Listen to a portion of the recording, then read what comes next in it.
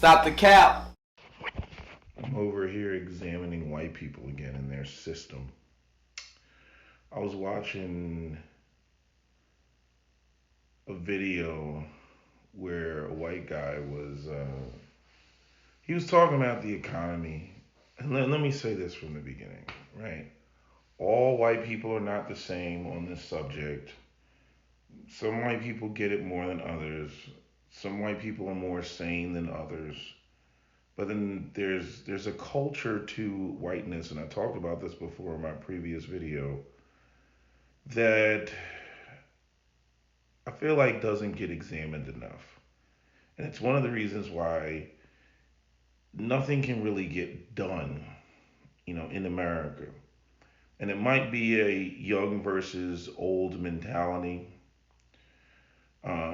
Although there's certain tenets, and this is what makes having these conversations so difficult, because there's certain tenets that I can extract from both sides. Like, let's say the line that's drawn in the sand is the liberal line versus the conservative line. Again, certain things I'm conservative about, other things I'm liberal about, right?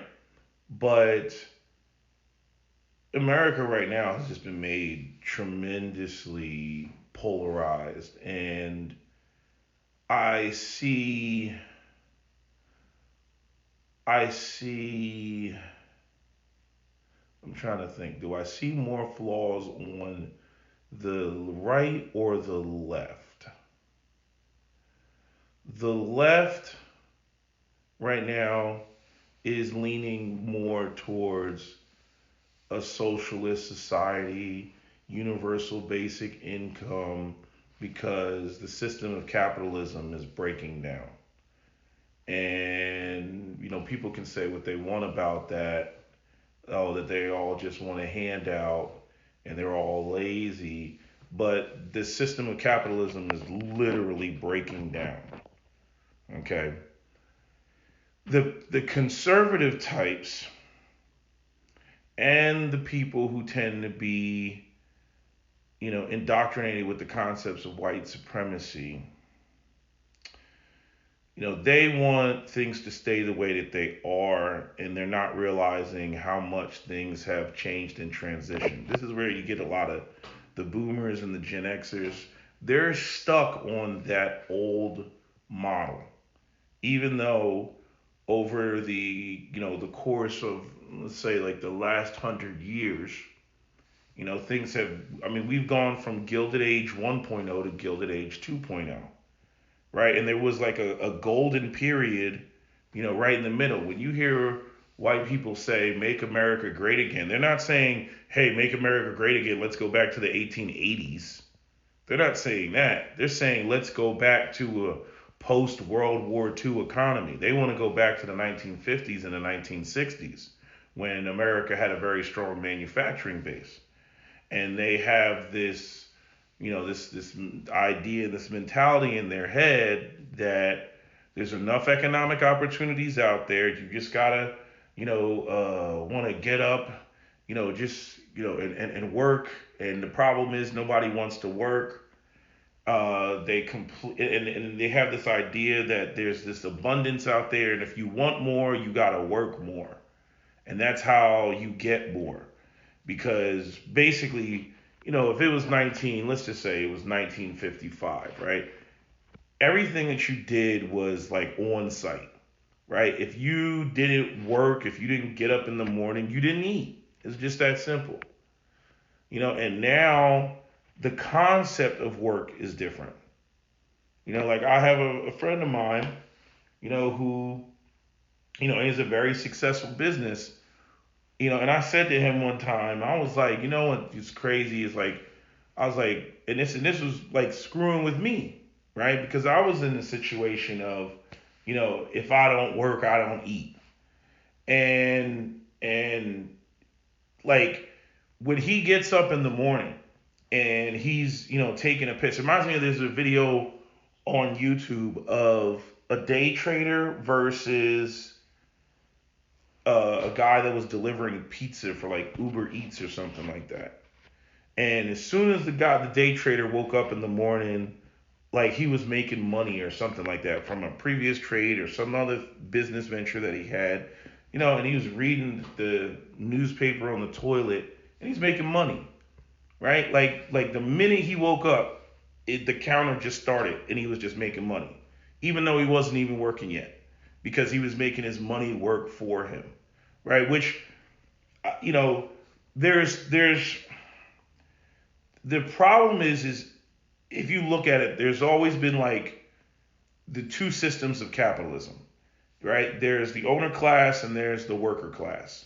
And the worker class, a whole culture has been built around the worker class, right? And the worker class doesn't even realize, how expendable they are, how much power they don't have when they're not highly organized, right? And the owner class recognizes that, basically, um, money is just fiat currency. It depreciates in value over time. You have to have assets that grow over time. Hence things like, oh, buy real estate, because that has gone, grown over time. But again, none of these things are really sustainable. This capitalism that we function in and operate in is one big fat Ponzi scheme, because it's not sustainable. Now, some people think it's normal for it to be a whole bunch of, crashes and booms and crashes and booms. And, I'm like, is that what it was supposed to be? Just a bunch of crashes and booms? I feel like, you know, with modern society and the way that, there's this global economy, the way that food and produce, like we go to the store and we expect there to be food in the store. We don't expect there to be these radical shifts where we can't get access to stuff, right? And people do expect, a certain quality of life at this point. Now, people are saying that's entitlement. And I'm like, okay, well, where are the boundaries? Like, is it supposed to like fluctuate wildly, between that idealized 1960s and, like Mad Max and the Road Warrior? Like, are we only supposed to have like 20-year runs, then everything crashes, and then like Mad Max and the Road Warrior, or 50-year runs or 100-year runs, and then things crash, Mad Max and the Road Warrior, and then we got to build it all the way back up again? I just feel like that's just a silly system to have on a planet where, there's global communication. I can literally pick up the phone. I can call somebody in China. I can text somebody all the way around the world, right? Like there's so much communication and organization that you could really get shit done if you really wanted to, right? You could really get shit done on planet Earth, which would ultimately lead to either a one world government or a resource based economy, situation where like each region does what it does best, and then everything kind of goes into like this pot and shit is evenly distributed, right? That's the UBI Star Trek utopia that everybody, on the left is talking about, right? But the only difference is we don't have replicators. Replicators in Star Trek are basically what they were using it's the same technology as the teleporters, it rearranges molecules and you can make whatever you want, right? Because an atom is an atom is an atom, right? So if you could move atoms around, you could literally make whatever, material you want, except the replicators from Star Trek, they couldn't make life, they couldn't make complex, machinery and things like that, things that were too complex. But generally speaking, the replicator could shift any atoms around, give me a glass of martini, give me a gold bar, give me, a piece of wood. Like you could just ask it on demand for it to make whatever it wants, because you could, rearrange molecules like that. So they were, what was it called? They called the previous economy, which is the economy we're currently in, a scarcity economy. Everything is based off of scarcity. Everything is based off of, there's only so much of this, there's only so much of that. And therefore, the markets fluctuate because of the scarcity of certain items that are rarer than others. And there's, so many people on Earth that want it, so it's finite resources that have to be managed, sort of situation, right? So, damn, what was I gonna say about some of the point I was gonna make about the two economies? Ah, yes, yeah. So most people across the board, across all racial lines, most people have the boomer and Gen X mentality. Millennials are kind of stuck in the middle because they've existed in seeing both the transition. The millennials are getting off of the Gen X and the boomer economy because it has never worked for them. It has never worked for them. They don't know the type of stability that boomers and Gen Xers know about. They don't know about, you graduate high school and then you just, all that, you go and, you get your bow tie and you print out your resume and you walk into an office and you look the manager in the eye and you give him a firm handshake. That bullshit like the white guy was saying in the video. It was funny as I know, like somebody was like, yo, I definitely think these white guys are listening to you because you've already said all of this. Yeah, I know. But because it proved that's what they think. I mean, I've never watched that guy's videos, before. You know what I mean? But what makes it funny is that is true. That is how the boomers and the Gen Xers, think. They think old school. They think about ways in which you could linearly track things. I was talking to Cap about that a while ago about these mentalities, and we came up with the whole you can't linearly track it, which is like one of the problems that boomers have is they only operate on a model where they can linearly track success, right? So they operate on the tenure model. They operate on the seniority model. They operate on you start in the entry level position, you stay there, and you put in your work, you put in your dues. Everybody gets to know you. You build relationships, and then you stay there for whatever 5 years, 10 years, whatever it is. Then you get to the next level.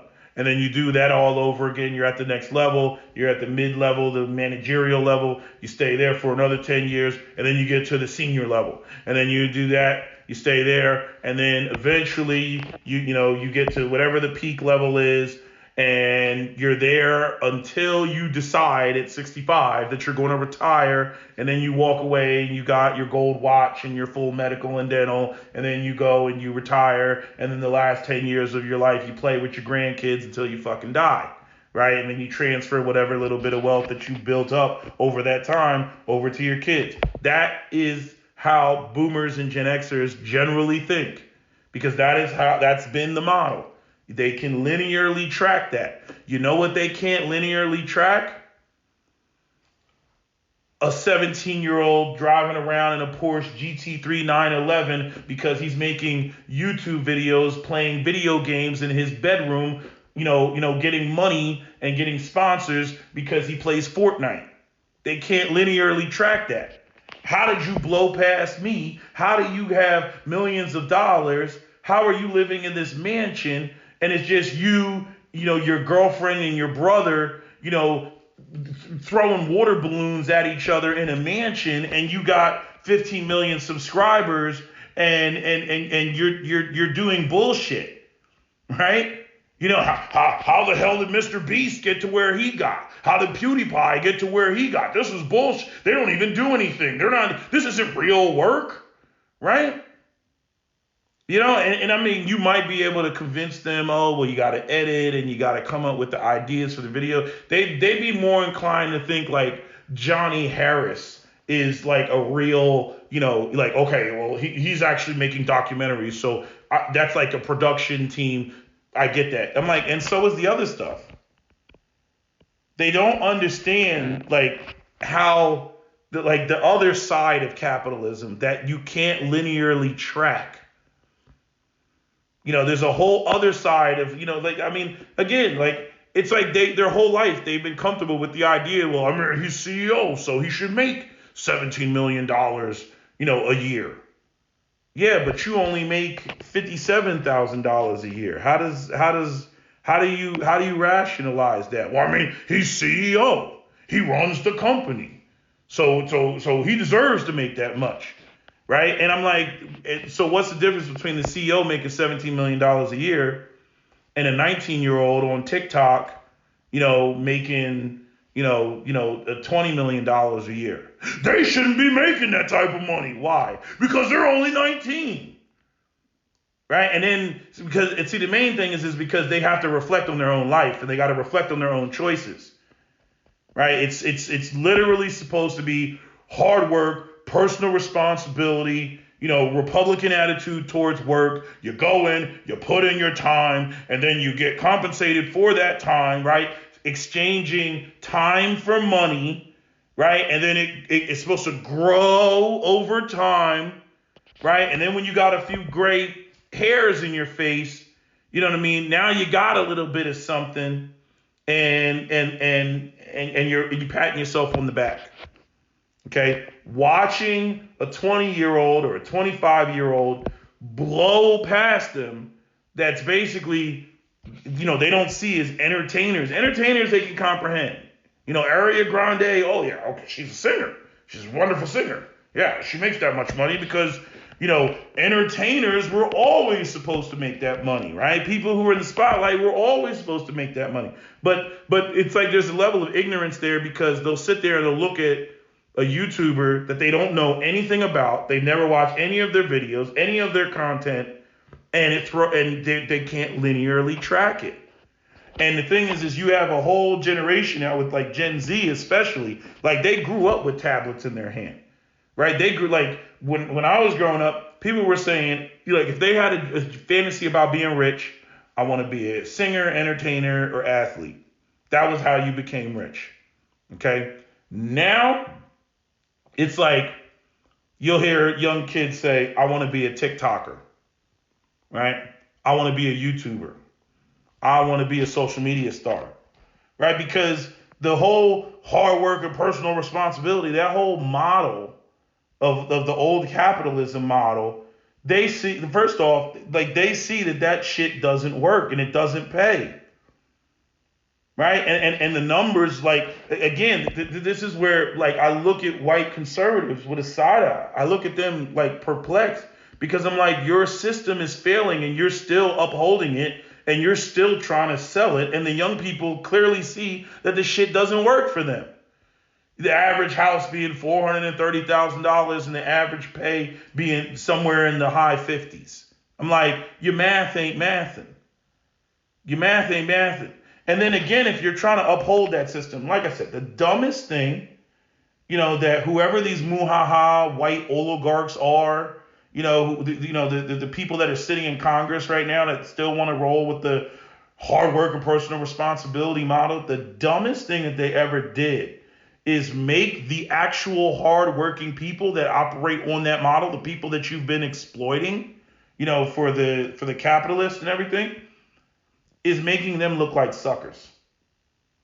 Going back to the video I did where that dude was talking about, with the hoodie talking about, basically you a sucker, right? Like, in other words, you have a system, it's like a Bronx Tale. The working man is the sucker, right? And then you got Robert De Niro's character trying to convince his son that there's value and there's principles of getting up every day and working hard, right? Because he's a bus driver, right? And like that movie is very interesting. I'm talking about A Bronx Tale. That movie is very interesting between the dynamic between Cologino and Sonny versus Cologino and his father. What was his father's name in the movie? I can't think of what his father's name in the movie. Lorenzo. Okay, because Sonny was the mobster and Lorenzo was the bus driver. And, there's a scene in the movie where Lorenzo, Robert De Niro's character, ends up slapping Cologino because Cologino was with Sonny and he was playing craps and he was basically being good luck for Sonny. Sonny was winning the game and Sonny broke him off, some money. And then his father got mad and was like, where did you get this money? You know what I mean? Like, and his son called his dad a sucker. You know what I mean? He's like, Sonny was right. You know, the working man is the sucker. And then that's when his dad slapped him. It's a very, very moving scene. But like, it's like, that's kind of where society is right now, right? Like the working man is the sucker. The working man is now in a situation where going out there and listening to boomer talk and Gen X talk doesn't get you anywhere.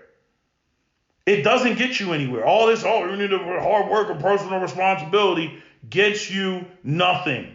And especially from the male perspective, which again, we got this, this incel revolution on the fucking horizon. You know what I mean? To sit there and, oh, you need to value this, value these principles, value Christianity, value falling a line, all this other stuff, and it doesn't get you anywhere. You're still broke, unemployed, underemployed, bitchless, right? You can't see the future. You can't, like society. I mean, in my opinion, this society is about to fuck around and find out. You got an entire country that has 350 million guns and more, freaking guns than people. And you got a bunch of young men that have been unable to establish themselves. It's a very dangerous cocktail, And I got to go back and look at that Project 2025 because they talking about, of all this shit, because the recruiting numbers are down for the military. And we all know that the military industrial complex, basically runs everything. This has already been warned about. Eisenhower warned about it. Raytheon, Northrop Grumman, all these, everything that's in Nancy Pelosi's fucking profile. Okay, everything that's in her stock profile. Okay,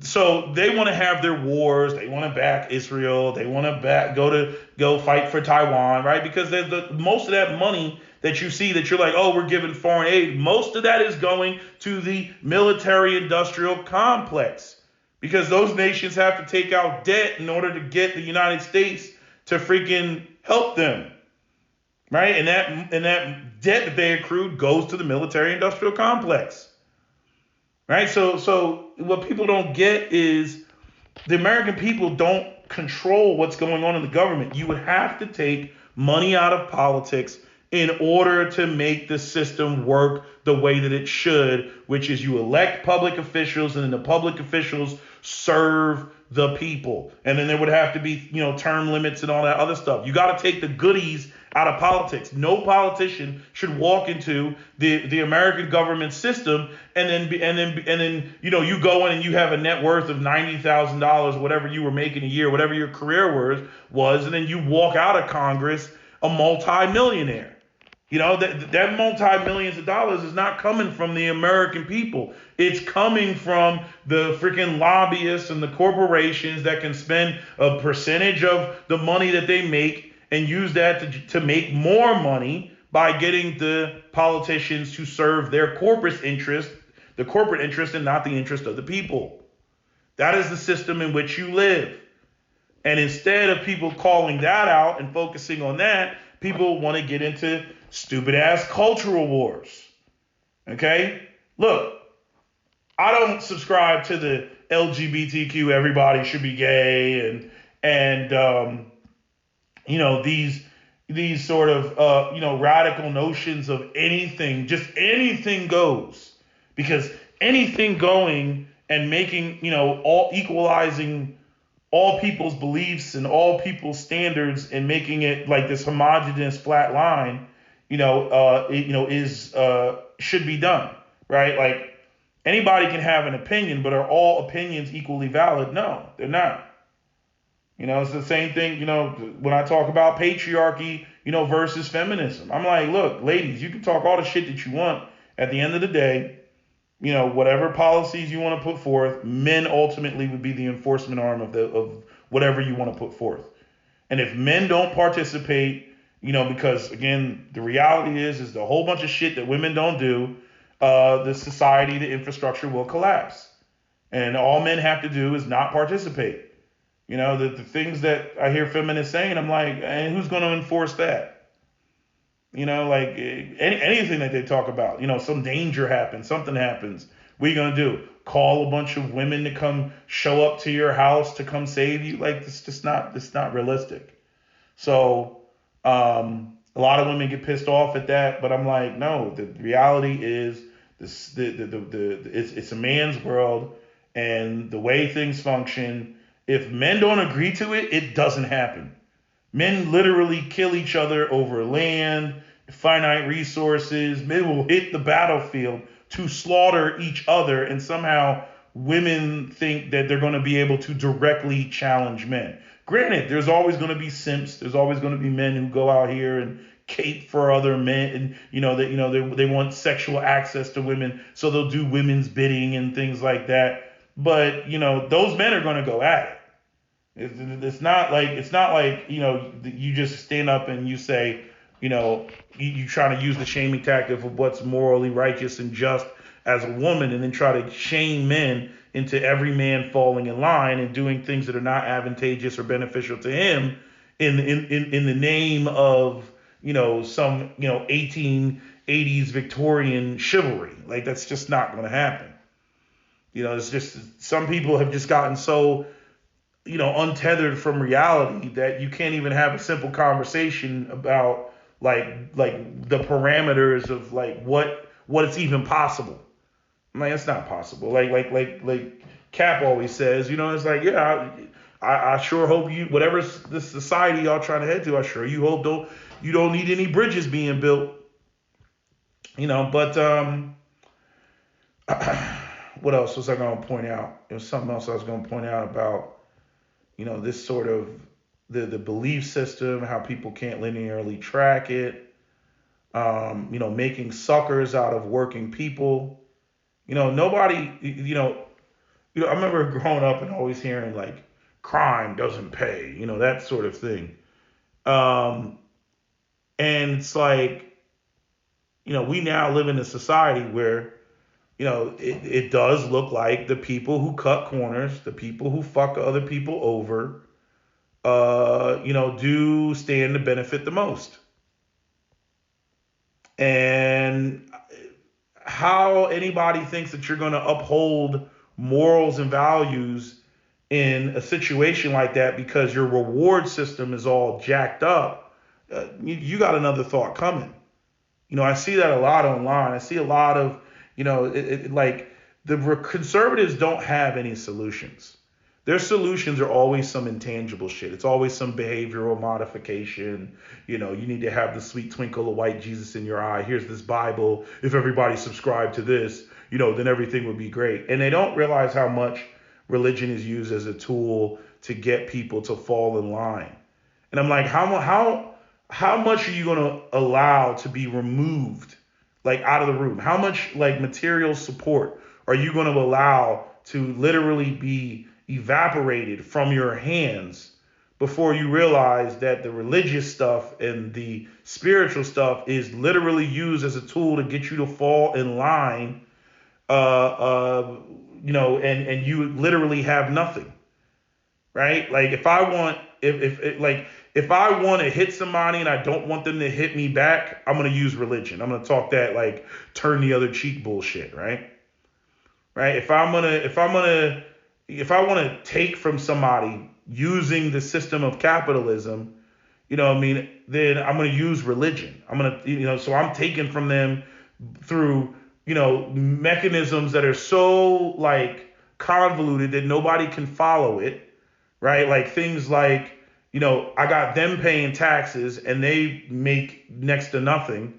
Meanwhile, I'm the corporate. I don't pay taxes because, I have a company, I got stocks, I go to the bank, I take out a loan that's backed against the stocks, which is now debt, and then therefore I don't have to pay taxes, right? Because you don't have to pay taxes on debt because debt is not income. You pay taxes on income, right? So that's why the wealthiest people don't pay taxes, right? All this, what's your fair share? They don't pay taxes.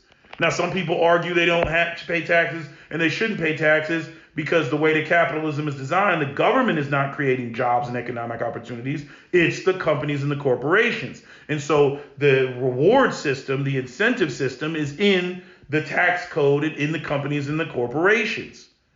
You see, but there's in my opinion, there's stuff in there that shouldn't be in there that benefits just wealthy people, period, and has really nothing to do with them creating job opportunities. They kind of make it look like it does, but it doesn't. It's just, tax breaks, and ways for them to save and maintain their money. Right. And this is what I don't understand about the religious and the moral people, because if you think, right, that the wealthy, once people get wealth, that they're not going to manipulate the markets and manipulate the laws to make sure that they keep their wealth, you got another thought coming. They're going to conspire against you as the wealthy.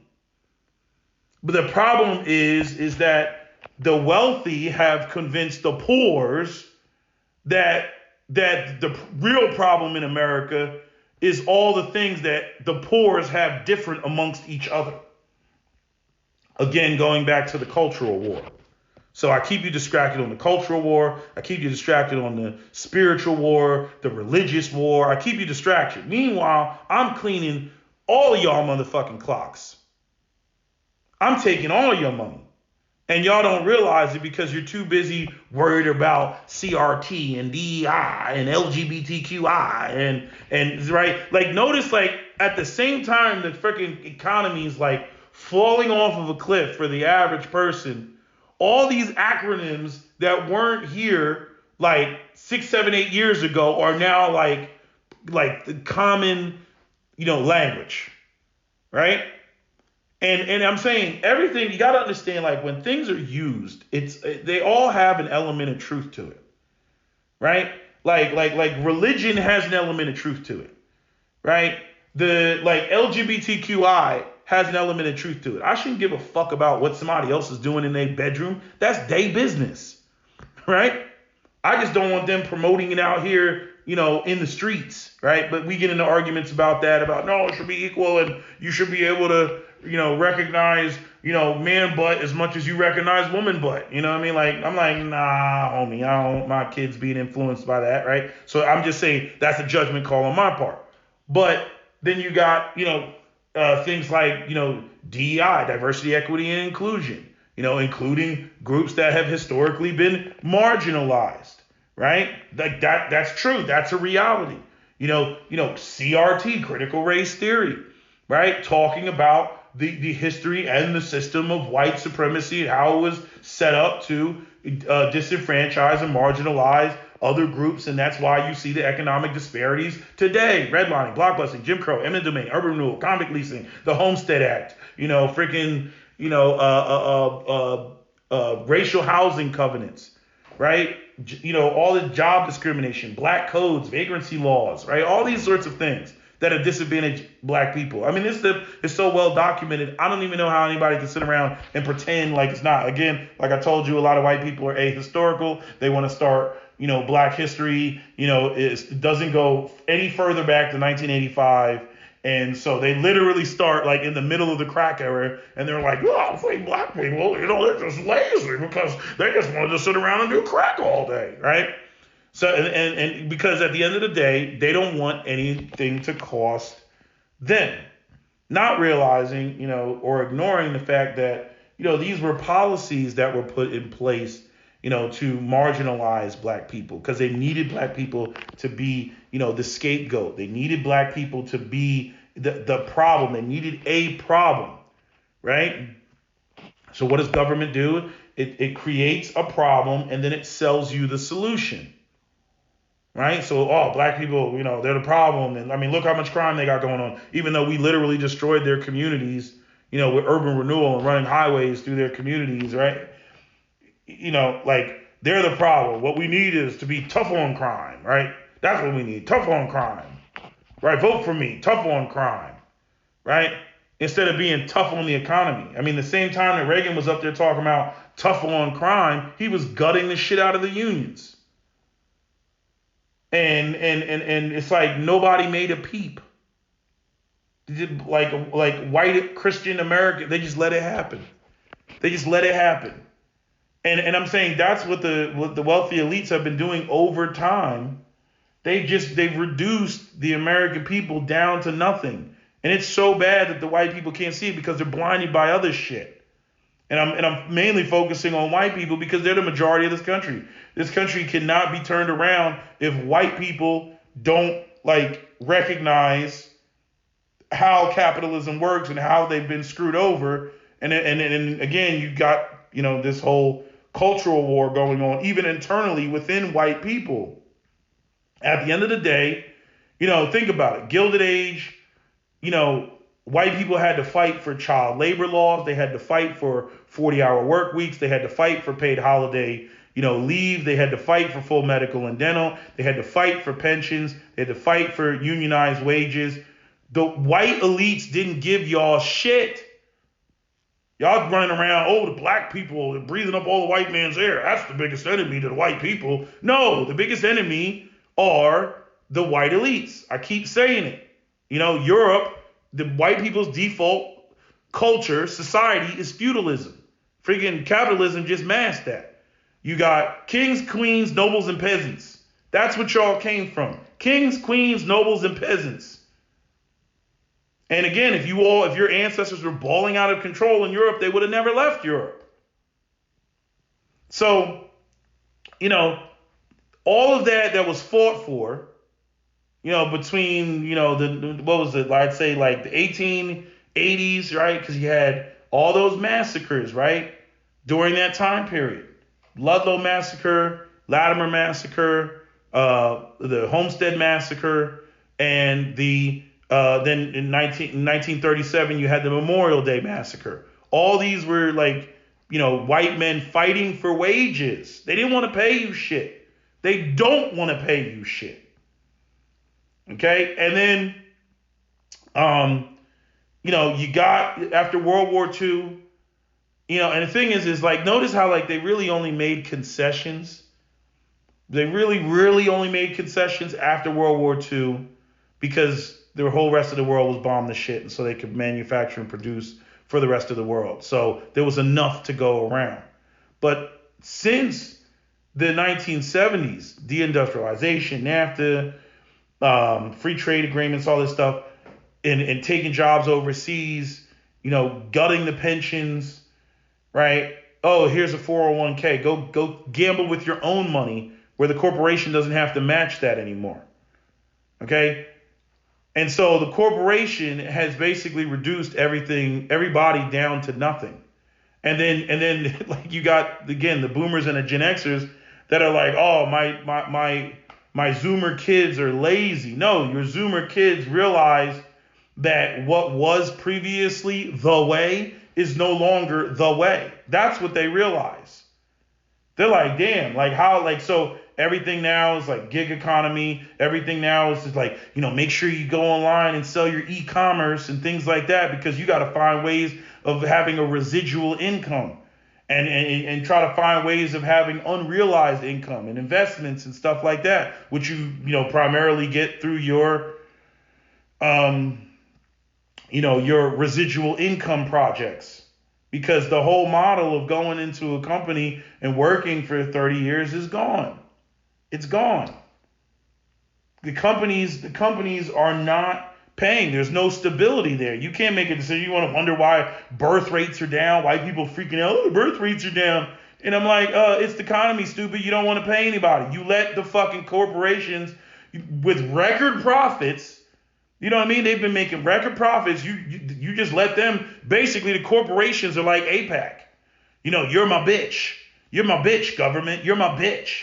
I run this motherfucker. That's literally what the corporations are doing.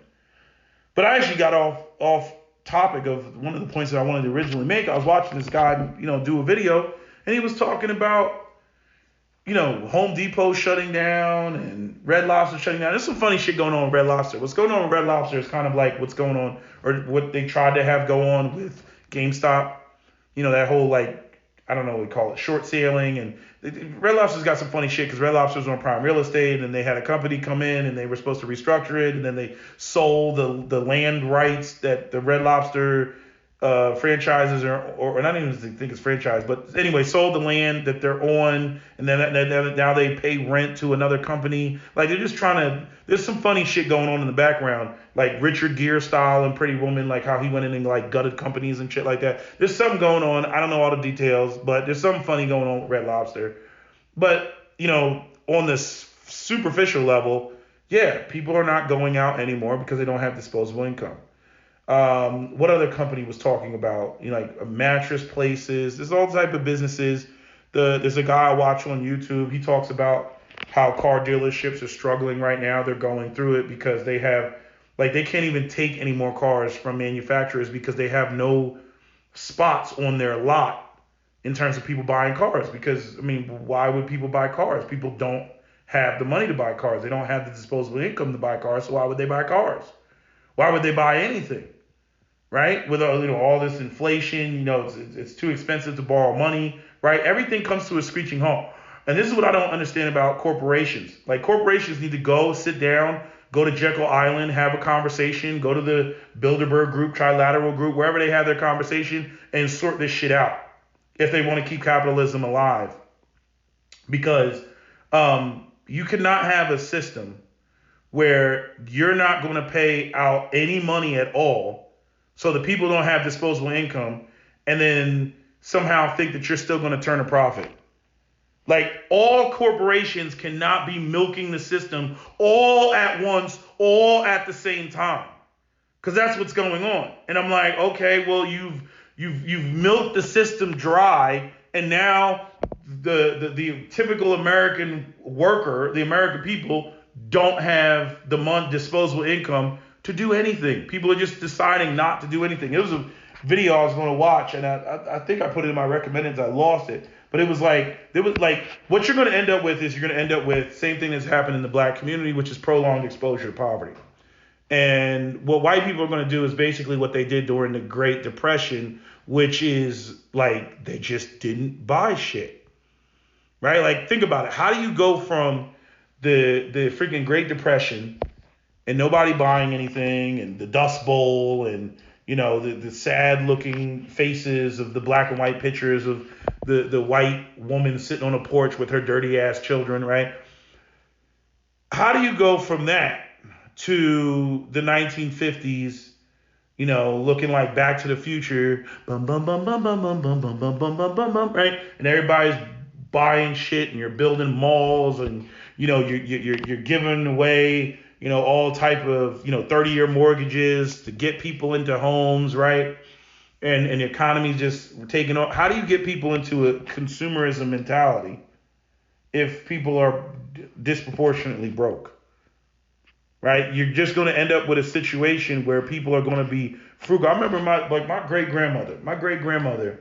She went through the Depression, and because of what happened, I think in 1929, she didn't trust the banks. She used to keep all her money. Racks on racks on racks, like a drug dealer. She used to keep all her money in a sock in her breast. She would pull out this long sock, out of her breast. It would be just rolls of fucking cash. And then she would give me a quarter. You know what I mean? And I would thank my great grandmother, and I would look at my parents like, the fuck am I supposed to do with this shit? The fuck am I supposed to do with this? And they would be like, be nice. I'd be like, all right, thank you. You know what I mean? But I'm just saying, like, obviously the Great Depression had a profound effect on her because she didn't believe in putting her money in the banks, right? That's where the whole, what is that, the FDIC and all that shit, where they like, your money is secured up to $250,000. That's where all that shit came from, because people lost their ass, during the Great Depression. Hell, it's worse for black people, because black people, you would get burned out of a community.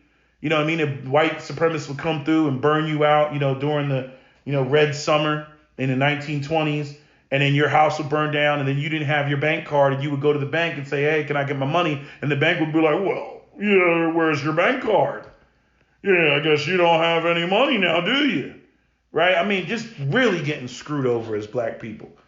So yeah, she always kept her money, in her breast. And I'm like, yeah, keep this shit up with this fucked up economy, prolonged exposure to poverty, and people will adjust and they will adapt to that. They're already adjusting and adapting to that. You're talking about young people's foregoing marriage, which will only lead to further depression because again, you can't have a growing economy if you're not making babies. This is where the whole let the immigrants in, kill two birds with one stone, get cheap labor, three birds with one stone, get cheap labor, keep the birth rates up, and get the Hispanics to outnumber the black people. That way, we don't have to worry about African Americans, the impact of their vote, never having to pay them reparations for slavery, right? So, that's how that's functioning. But just looking at all this rhetoric. Oh, it's because Home Depot. Oh, it's because the interest rates are high. It's not just because the companies are not paying anybody. They don't want to pay anybody. I mean, it goes back to that white guy, for the airport, the airport airline association, union guy, he's like, they don't want to pay anybody. They don't want to pay the pilots. They don't want to pay the flight attendants. They don't want to pay the mechanics. They don't want to pay the ground help. They don't want to pay anybody. They created the regional airline industry, so that they could get rid of that expensive employee. Employees are an expense for a corporation. And that's another thing. But this whole, over the last couple of years, I've never heard so many people talk about shareholders, right? Because again, stock market shareholders, people, they know their money's not going to grow. Their actual cash is not going to grow because of inflation.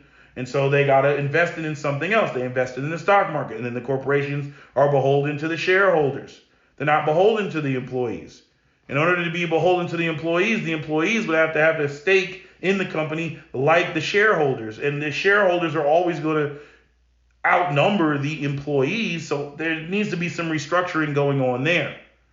And this goes into some of the socialist aspects of, where the workers control some aspect of the means of production. And it's not just they're just brought in to be the worker bees, and then the companies only care about the shareholders. Because there's, first off, the shareholder, like keeping the shareholders happy is such a joke. Because freaking firing a bunch of employees and then making it look like on the books that you made a profit that quarter is like that's not actual real profits.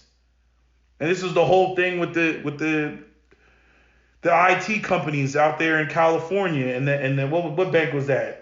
Is it SBI? What was the name of that bank? The Silicon Valley Bank and whatnot. Why that shit went under? Because of all the make it look like your company's growing, hire a bunch of people, make it look like it's growing, and it's not actually growing.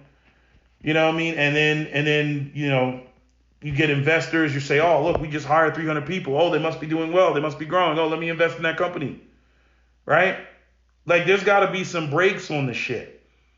Even now, you see people complaining about ghost jobs, where companies are putting out jobs that don't even exist. Some of that had to do with the pandemic and them getting money from the federal government by saying that they had jobs that they couldn't fill.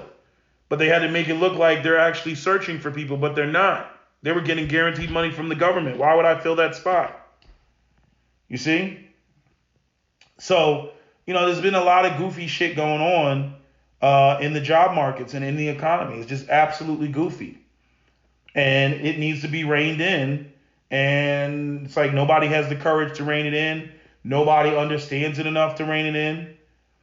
Right? But it's real simple. If people are not making money, like the economy is going to, at some point, it's going to collapse in on itself. So, you have this situation where, again, corporations, they only want to focus on the shareholders. They, oh, well, we're making profits. No, you're not. You're not making any damn profits. I'm saying for some of these companies, obviously the big giant corporations, Google, Apple, Microsoft, all that shit, they're making guap, right? Because their model, and this is the new model, is the service, what is it, fee for service or service for fees, right? I call it the video game model, because that's what Microsoft makes all its money off of. Every time there's a bank transaction, because the software that's used to make the bank transactions, they pay a subscription for that, right? Notice how remember you used to physically own Microsoft Word. Now you don't. Now it's you got to pay your subscription fee for Microsoft 365, right? So you don't ever own it. You just keep paying them money. Same thing with Netflix. I bought these movies. You don't own those movies. This is the whole thing with GameStop. Like, people still want physical copies of games, right? If I can't get on the internet, like, how am I supposed to play my games? Hell, some of the games you got to get on the internet just to play it. But if you really want to see how the economy works, all you got to do is look at, like, Call of Duty. All you got to do is look at the video game industry, where we used to buy completed games that had all the features in the game that we would want, and then we play the game until the wheels fall off, right? And we would just enjoy the game. We get hours and hours and hours and hours of playtime out of playing a video game. You know what I mean? Versus, you could just compare it to the Battlefield 3 versus Battlefield 2042. It's a fucking joke. Battlefield 2042 is trying to be like Call of Duty. Call of Duty is trying to be like Fortnite. Buy our skins. Spend money, buy our skins. Right? Get this downloadable content for a fee. Right? And it just keep it going, into perpetuity. Just throw new cosmetic features up there. Right? But it doesn't add to the game. Destiny 2 is probably one of the most egregious violators of this. The most egregious violator. I quit Destiny. I used to play Destiny 1. I quit Destiny, man. I was like, hold on. So in order to get the Witcher, I gotta buy. I'm like, how much is that? You go on $80. You know what I mean? Then you got the other one. What was the other one? The one with all like the neon laser lights or something like that. They had the one with the pyramid, the Osiris and shit like that. All these like expansion packs that expanded the lore, expanded the game, and they had like these themes and stuff for your character, and you could get, new exotic weapons and all that. But the price of entry, I'm like, damn. So like every couple of months, and don't get me wrong, I don't mind paying for downloadable content. But when it gets to a point where it's like you start doing the math, and you're like, wait a minute, I got the game. Okay, that was like $70. Okay, then they came out with this expansion. God damn, they want $80 for that?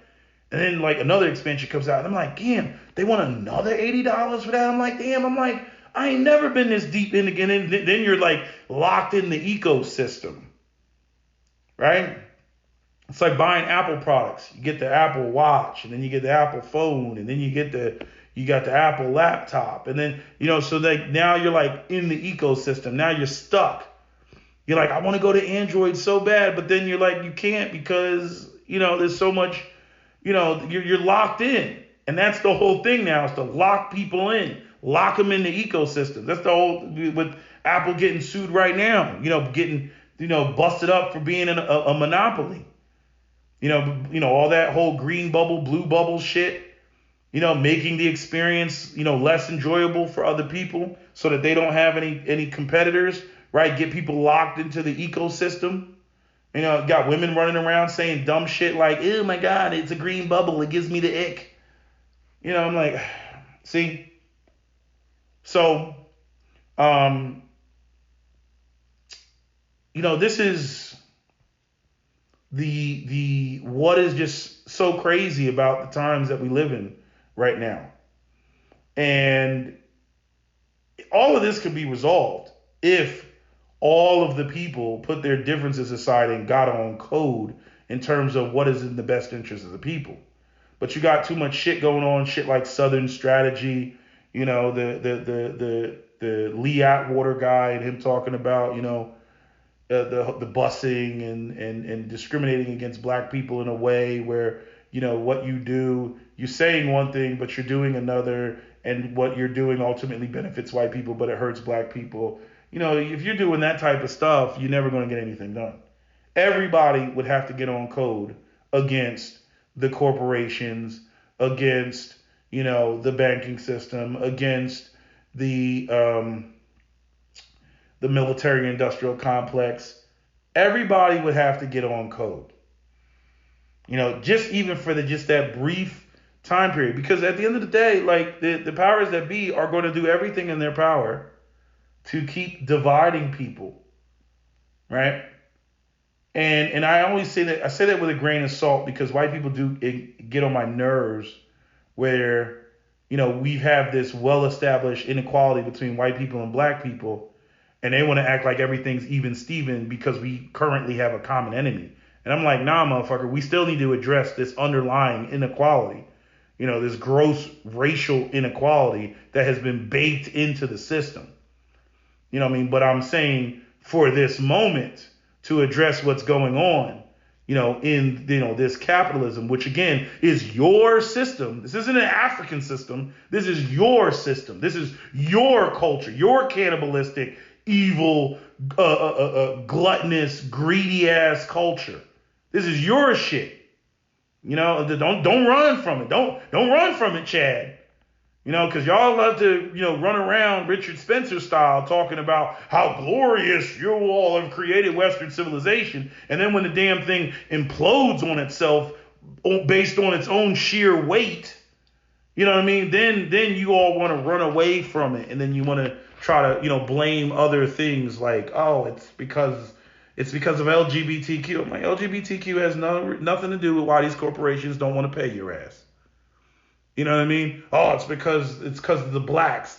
Black people don't have anything to do with why you can't afford a $430,000 house in neighborhoods where black people don't even live. Stop it. Don't even try it.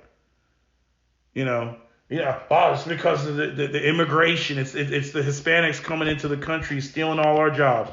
Stop it. You ain't trying to do half the jobs that the Mexicans and the Hispanics come in the country even trying to do. And them coming in the country it has a direct result of you not having babies with Becky. And nobody has anything to do with you not having babies with Becky other than your own screwed up system, where again, you're Mr. Personally Responsible. So if you're not making X amount of dollars, you're not going to have any babies.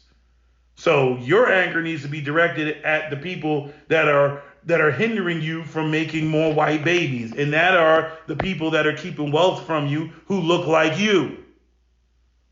But instead of addressing the people who look like you in all of your cowardice want to run around and attack, the weaker groups, the minority groups that don't have your numbers. So white people got to get it together, because again, what are you, 75% of the population? This shit ain't gonna. Black people could vote 100% one way. It ain't gonna make a dent. We're 13-14% of the population, right? Muslims, there's only 3.5 million Muslims in this country. The Asian population, they're only like 5% of the population. So they're only like a third of the population of black people in this country. It's up to you, white people. It's up to you to save democracy, right? I mean, that's just the reality. It's literally up to you. But y'all get distracted. We point it out. We've been trying to tell you. We've been, bringing the alarm, blowing the whistle. Y'all don't want to listen to us. And it's not until the shit, starts affecting you, then you sitting there like, damn, black people, man, they was trying to tell us. Yeah, we were trying to tell you. But you didn't want to listen to us, because what do we know with our tiny Negro brains? What do we know? Anyway, that's all I got for y'all. That's my video, SWP out. Don't forget to comment, share, like, and subscribe.